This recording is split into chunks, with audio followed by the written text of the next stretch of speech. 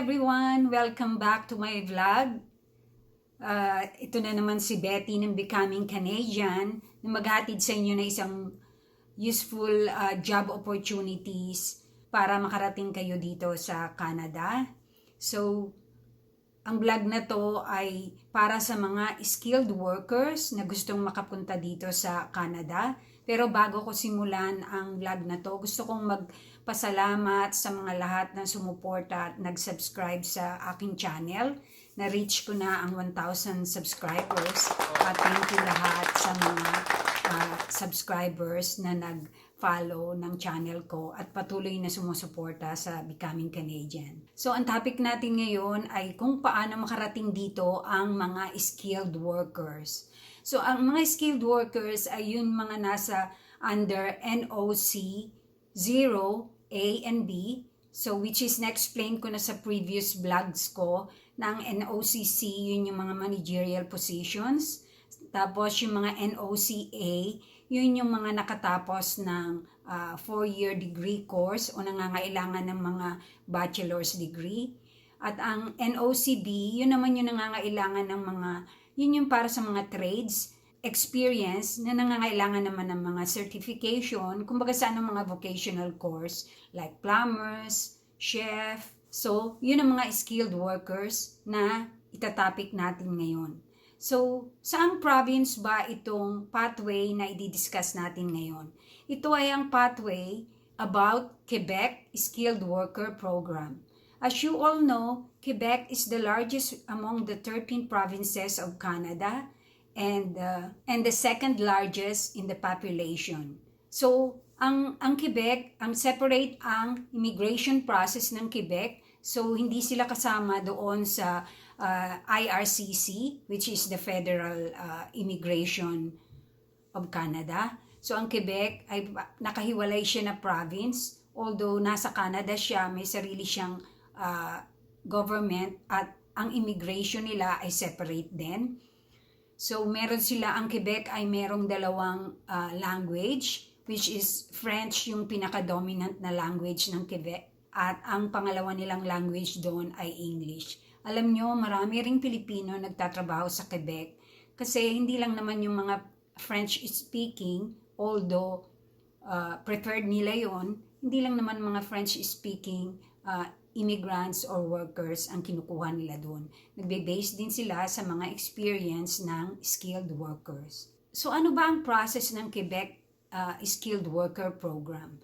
So sa Quebec Skilled Worker Program, which is ito yung regular skilled worker nila, parang pareho siya ng express entry, kaya lang ang pagkakaiba nila sa express entry, kailangan mo may valid job offer bago ka makapag-register.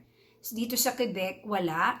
Binibigyan lang ng points kung meron kang valid job offer. Isa pa ang IELTS o language exam nila. Sa express entry ay kailangang CLB 7 pataas. Dito sa Quebec, nirarank lang, binibigyan lang ng certain points kung anong CLB yung nakuha mo. Of course, the more na mababa yung benchmark mo sa IELTS, mas mababa rin yung points na ibibigay sa iyo. At dito, walang valid job offer. Makakatulong yung valid job offer, pero pwede kang mag-register para makapag-send ka ng expression of interest. So, isa sa process ng Quebec Skilled Worker ay mag-send ka ng expression of interest. Ano ba yung EOI o expression of interest? Yun yung sinisend mo ng mga information mo na katunayan na gusto mong magtrabaho at manirahan sa province ng Quebec. The process will be, number 1, you have to submit an expression of interest. Mamaya ko i-discuss sa inyo ang process ng pagsasubmit ng EOI sa province of Quebec. Number 2, highest scoring candidates ay makakatanggap ng invitation to apply for a Quebec Selection Certificate. So, ang Quebec Skilled Worker Program ay may dalawang stage ng pag-a-apply. First, mag-a-apply ka para makakuha ka ng recommendation o kung yung tinatawag nila ay Quebec Selection Certificate. So kapag na-invite ka ng makakuha nun, pwede ka na mag-apply ng permanent residence through Immigration Canada. But Quebec has his own immigration process. So sila nagse-select ng gusto nilang mga applicants at workers. Hindi katulad sa IRCC or Immigration Canada, sila ang nagse-select ng workers para sa mga ibang provinces aside from Quebec. Sa Quebec, may sarili silang immigration process. So, once na ma-select nila yung worker or yung applicant at ready to apply for permanent residency, tsaka lang nila isasubmit ito sa Canada Immigration for admission. But the selection process will be under the Quebec Immigration. Kapag naka-receive na kayo ng invitation to apply, magsasubmit kayo ng complete application sa Quebec Immigration. Once na-issuehan na kayo ng certificate from Quebec, pwede na kayo mag-apply for permanent residence. So, paano ba nirarank ng Quebec ang mga candidates? Ang pagkakaiba nga lang, sa express entry, kukuha sila ng pool of applicants at doon sila mamimili doon sa highest rank kung sino ang padadalhan nila ng invitation to apply for permanent residence. Dito sa Quebec Skilled Worker Program, first come first serve dito. Hindi sila yung nagko-collect ng mga applicants or candidates, tsaka sila mamimili. Dito first come first serve. Pero nirerank din nila doon sa mga naunang mag-submit ng expression of interest. So nirarank nila ito sa dalawang klase. Number 1, yung may connection sa Quebec, candidates with the connection to Quebec, and candidates who are outside Quebec, which in this case, kayo ngang mga nasa Philippines at sa ibang bansa. So candidates outside Quebec or outside Canada, ina-assign na ng score based on the following factors. Number 1, age. Number 2, Quebec degree, kung nakapag-aral ka sa Quebec noon. Number 3, work experience. Number 4, training list, kung nandun ka sa mga in-demand jobs ng Quebec. Next is French language proficiency. Pero kung wala kayong French language, IELTS lang okay din. Mag-apply kayo dahil binibigyan naman ng points sa bawat factor. Nandito rin yung knowledge of other language. Just like sabi ko nga sa inyo, kung may alam ng kayong English, kino-consider din nila yon. Education level, kung ano yung natapos nyo, binibigyan kayo ng points doon. And a spouse or common law partners, education and works experience and proficiency din sa language. So kung meron kayong mga asawa o common law partner o live-in partner na meron din namang credentials, binibigyan din nyo ng score ng Quebec towards your application. So mamaya ipapakita ko sa inyo ang selection grid kung saan ano ang mga points na binibigay ng Quebec item by item. So, at least, ma-assess nyo yung sarili nyo para parang kung iniisip nyo, hindi naman ako mag-qualify dyan kasi scoring based sa score.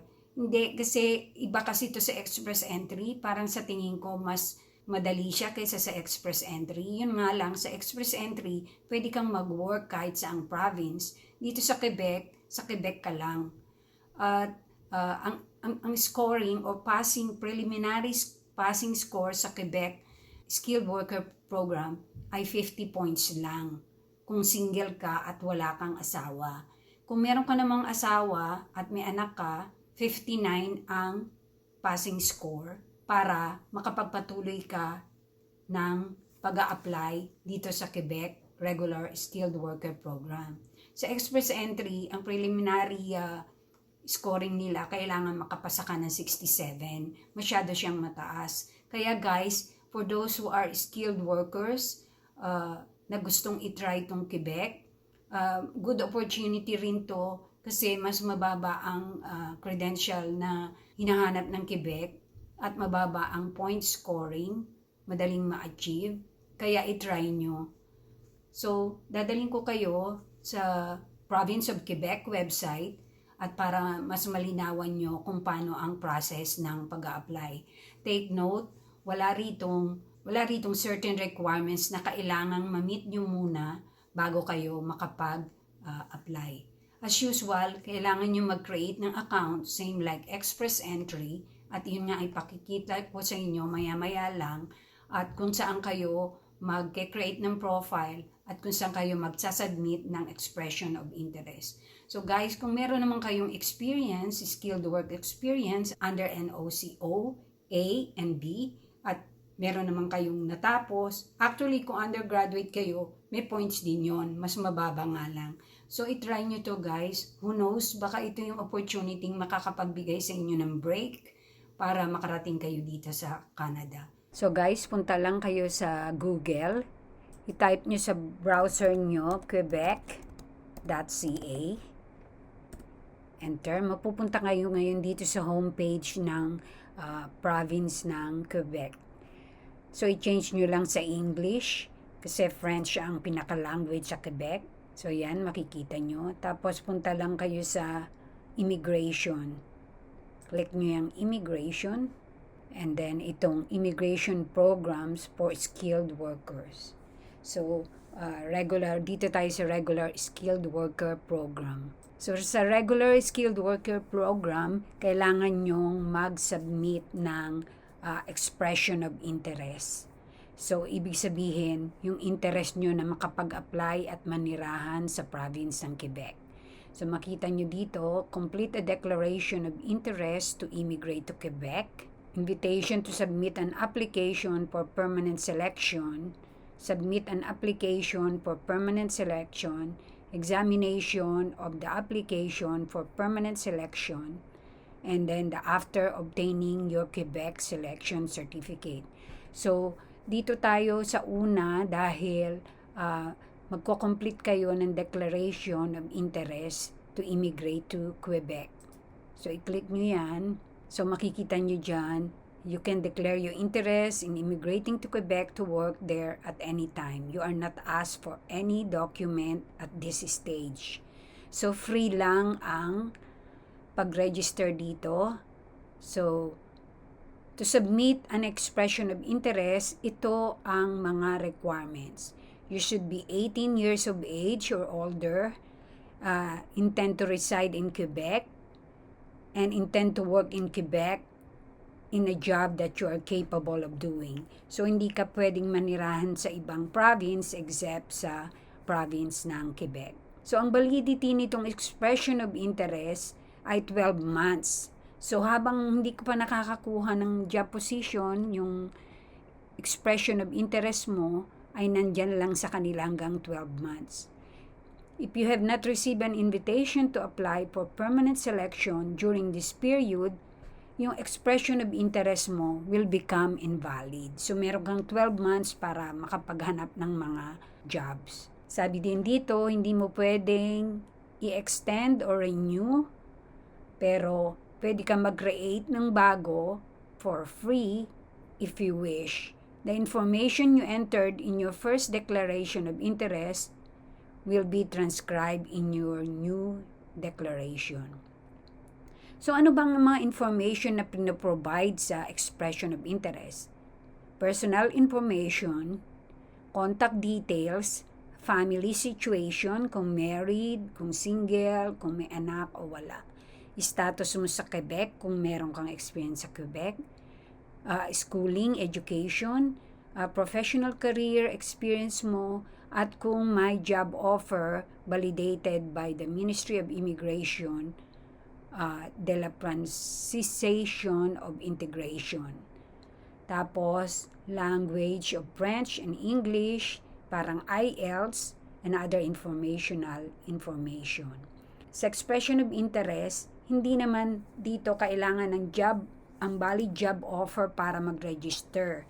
Kung meron ka, much better. Kung wala naman, pwede ka rin mag-register.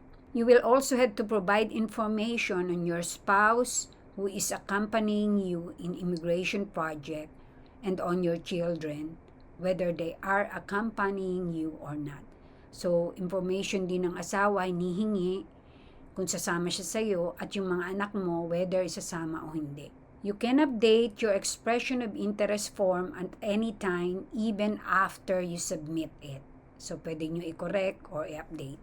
The following documents may be useful for you to complete your declaration of interest. The following documents may be useful for you to complete your declaration of interest. Hindi ito compulsory, pero sabi nga, magiging useful. Ito nga, ang first one, French and English test results, IELTS to. Number 2, comparative evaluation of studies carried out outside of Quebec.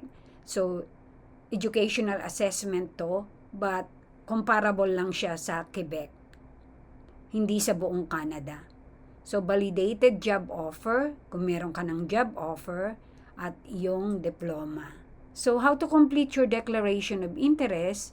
Nakalagay dito, if you wish to immigrate to Quebec under the regular skill program, you must create an account in the ARIMA platform. You can then complete and submit the declaration of interest. So, yung declaration of interest mo, wherein dun mo ipapasok yung mga information mo, kailangan mo mag-create ng account sa ARIMA platform.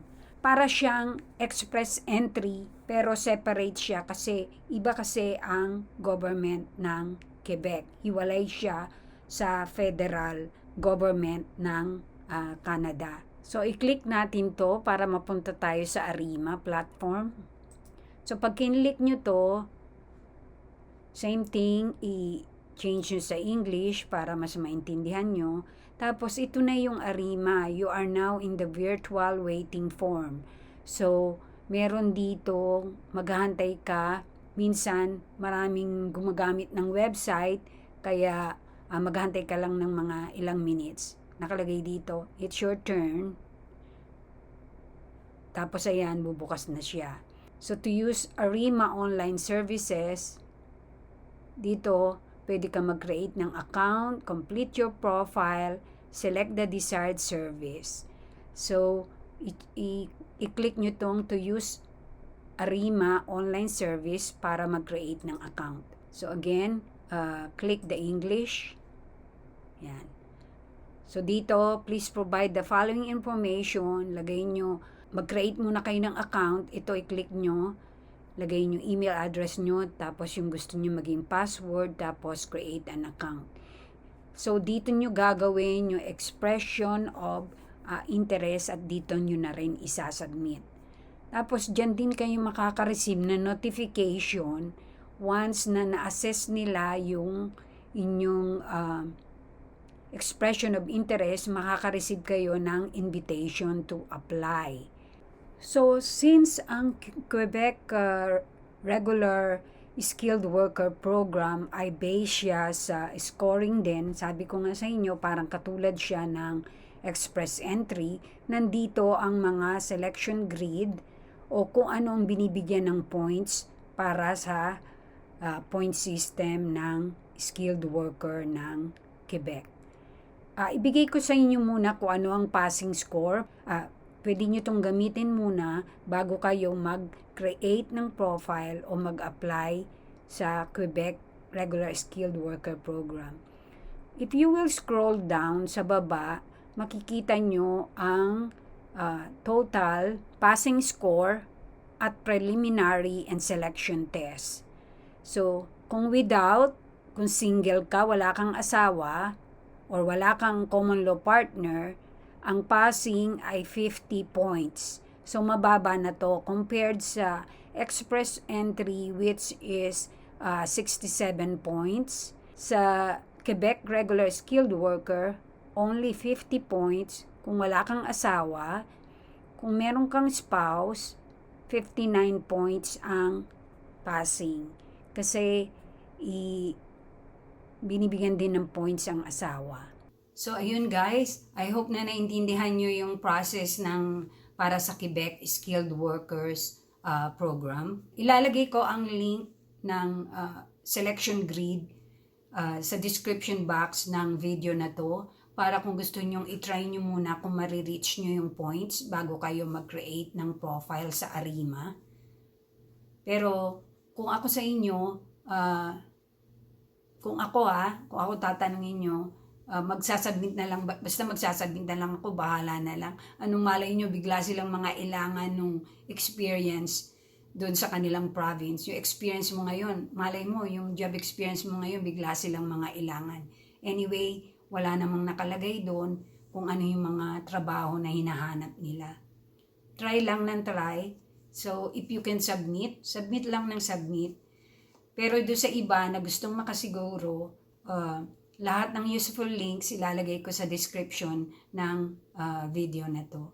Again guys, thanks for watching, and for those who haven't subscribed yet, pahit na lang ng subscribe button and all notification bell para ma-notify kayo ng mga parating ko pang mga videos. Thanks for all your support, and you stay safe, and God bless.